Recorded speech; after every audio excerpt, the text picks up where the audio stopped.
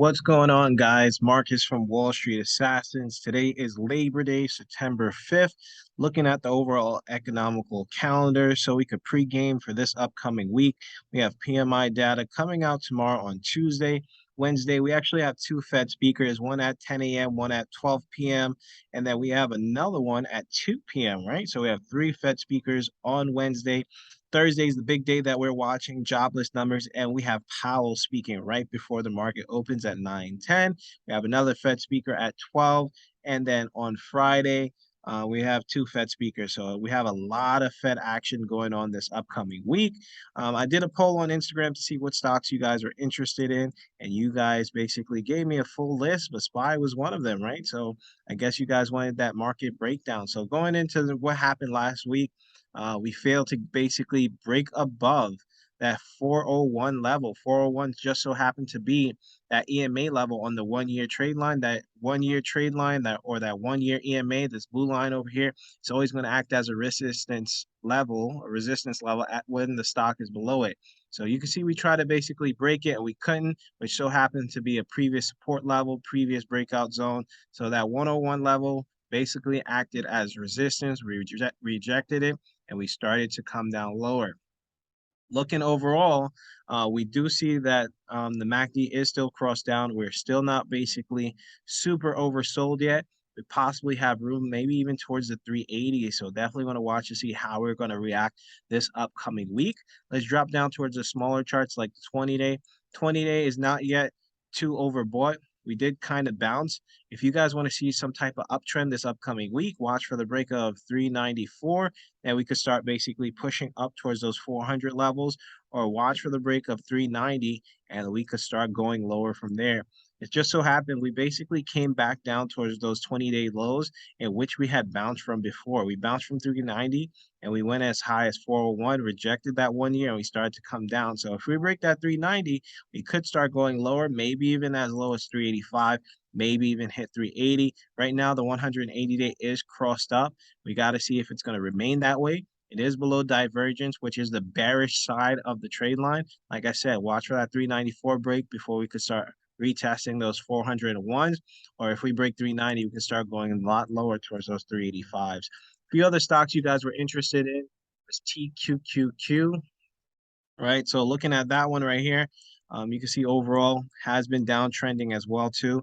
You can see we found some type of support over here at 25, right? We have some resistance at 28 over here. Let me extend these lines over here. We're looking at it on the 4-hour chart over here. Looking at the 4-hour, you can see that we're very oversold over here. MACD is still on the bearish side. The candles are trading below that EMA, so we want to see a break above 27.45 before we can start pushing up towards 28. If you're a bear on this one, you definitely want to watch to see if it breaks that low.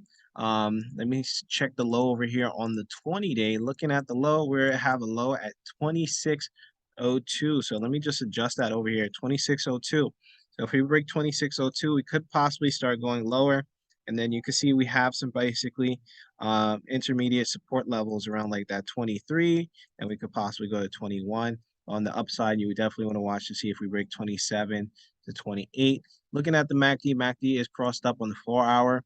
If we jump down towards the 20-day, 20-day is crossed down. So I hate when that happens, when we have one crossed up, one crossed down, which means we can get some type of choppiness on the smaller charts. We could get some choppiness on the 5-minute and on those 15-minute charts. So definitely want to watch to see how we're going to break out this week. Are we going to stay below the trade line, the EMA line over here, and go from 26 and lower?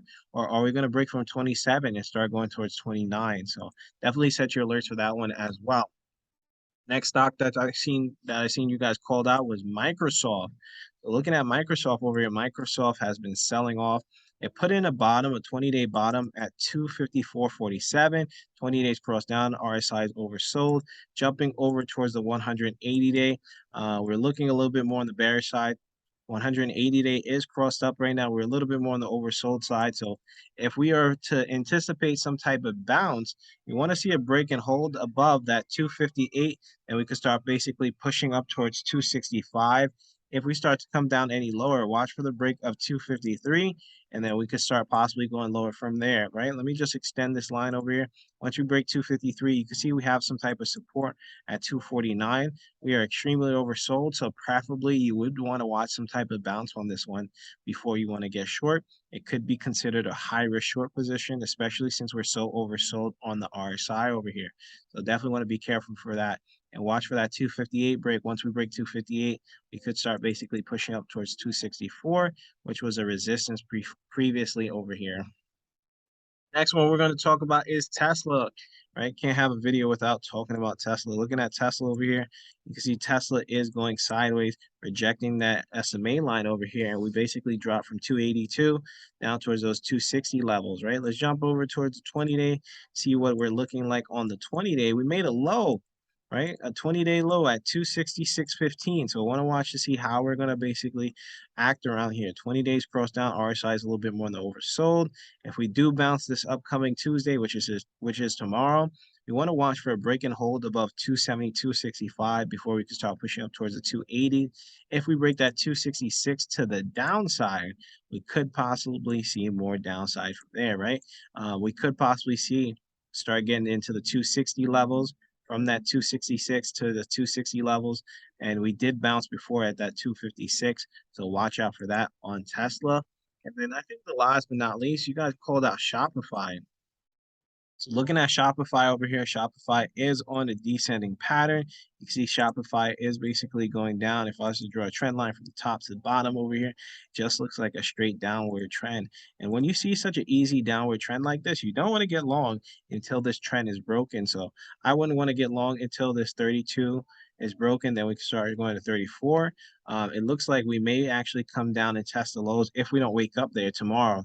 Because you can see the MACD on the 180-day is crossed down. We may wake up at that $28 price point. And once we break 28, could possibly go lower from there. Probably want to basically jump over towards that 1 year. 28 is basically that all-time low. So Shopify is not looking too good right now, right? So we want to see if we break that 28 and we start basically going towards 26 and lower. But definitely want to watch to see how this is going to basically perform, especially since we're getting more on the oversold side, but we're getting towards that previous low, which could basically act like a double bottom and we bounce, or we could basically flush if we fail to break this trend line over here. So a lot of action. You guys are basically calling out some real bangers. Want to watch to see how we are going to basically perform going into this upcoming week. Last one we're going to talk about is BBY, right? Had to throw it up on here, especially since what happened to the CFO. He basically committed suicide. Rest in peace. Overall, looking at the overall market or looking at this overall chart over here, let's jump over towards the 180-day. The stock hasn't really been doing too well lately, right? It recently got pumped from $6 all the way to 30, and it basically faded back off, right? So might see some action tomorrow, especially since the CFO committed suicide. People may think that, hey, maybe he knew something. Watch for the break of 750, and we could start going down towards $5 and maybe lower. If we start to bounce, watch for the break of 942 up towards that $12, maybe higher from there, and that's going to be it. I'll see you guys in the morning. Make sure you guys practice. Make sure you guys set your alerts. Make sure you guys color coordinate your chart so you guys can see what trade line is which. And I'll see you guys later. Bye.